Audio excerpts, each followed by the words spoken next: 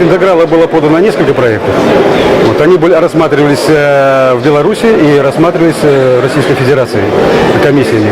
И, в общем-то, осталась тематика по интерфейсным ИМС, последовательной передачи данных.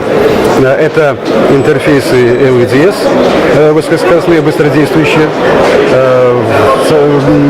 5 микросхем в комплекте, комплект микросхем, и микросхемы интерфейсных приемопередатчиков кода Манчестер 2, 4 типа номинала. Мы, в общем-то, выиграли этот проект, участвовал в разработке. Сейчас мы завершили эту разработку, у нас получены образцы.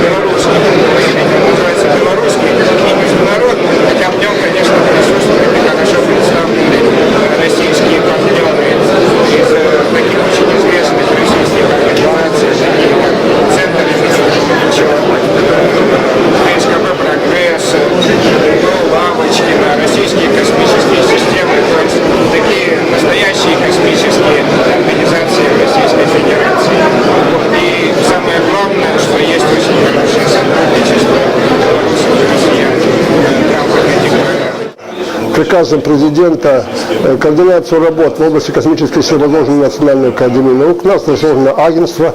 Мы широко взаимодействуем с многими странами, прежде всего это с Россией, с Украиной, Казахстаном.